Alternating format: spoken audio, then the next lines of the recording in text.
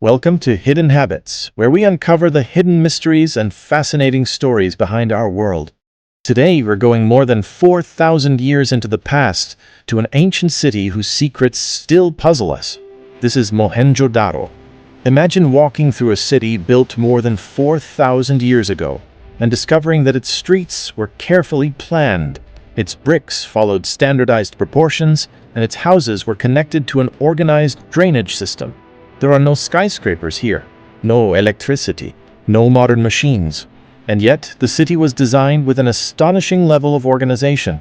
This is Mohenjo-daro, one of the most important archaeological sites of the ancient Indus Valley civilization, located in present-day Sindh, Pakistan. But what makes Mohenjo-daro truly fascinating isn't one mysterious object. It's the city itself. More than 4 millennia ago, people were already building large urban settlements across the Indus Valley. Mohenjo-daro became one of the largest and most sophisticated cities of that civilization.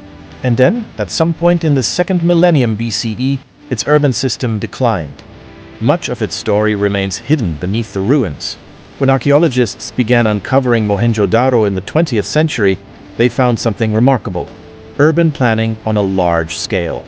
Many streets followed organized layouts, with major roads intersecting smaller ones. Buildings were constructed using standardized baked and mud bricks.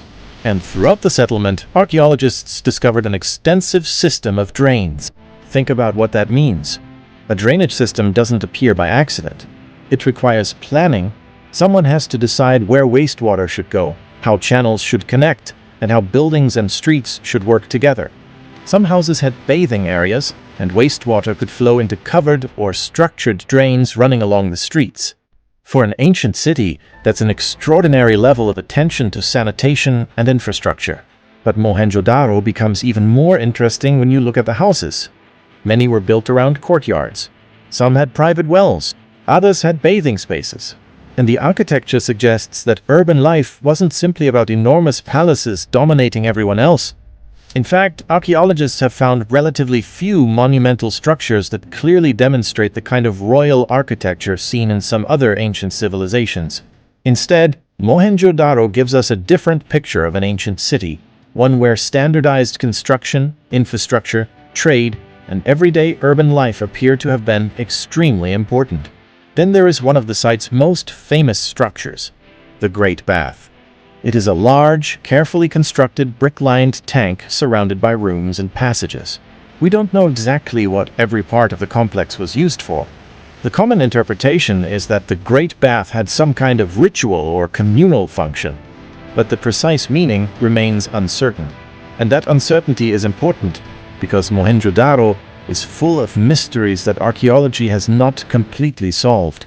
The people who built the city left behind thousands of seals and objects, but their writing system, the Indus script, has not been conclusively deciphered. That means we can find their cities, we can study their buildings, we can examine their tools, pottery, ornaments, and trade goods. But we still can't confidently read their own written explanations of who they were. Imagine discovering an entire civilization and being unable to ask its people what their symbols meant. That's one of the greatest mysteries of the Indus Valley civilization. And there's another question. Why did cities like Mohenjo-daro decline? The answer isn't as simple as one dramatic catastrophe. Researchers have proposed several possibilities, including changes in river systems, environmental shifts, changing monsoon patterns, economic transformations, and the gradual movement of populations toward other regions. Modern research increasingly points toward complex, long-term changes rather than a single, simple explanation. And that's what makes Mohenjo-daro so fascinating. Its greatest secret may not be some impossible technology. It may be something much more profound. Thousands of years ago, people were already solving problems that every city still faces today. How do you run streets? How do you manage water? How do you remove wastewater? How do you build standardized structures? How do you support a huge population? And how do you keep a city functioning when the environment around you changes? Mohenjo-daro shows us that sophisticated urban life didn't begin with modern civilization. Human beings were experimenting with complex cities thousands of years before the modern world existed. And perhaps the most mysterious part is this: We still don't know exactly how they understood their own world.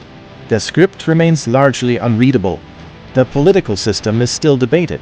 The religious practices aren't completely understood.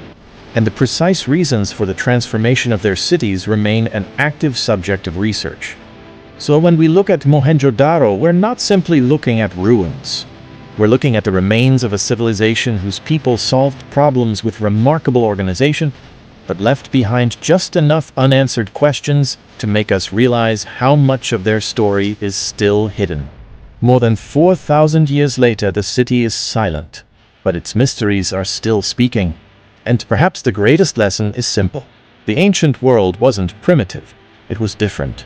And sometimes it was far more sophisticated than we imagine. If you enjoyed uncovering this hidden piece of history, subscribe to Hidden Habits. There are still countless mysteries, discoveries, and forgotten stories around the world waiting to be uncovered. Subscribe and let's uncover the hidden side of our world together.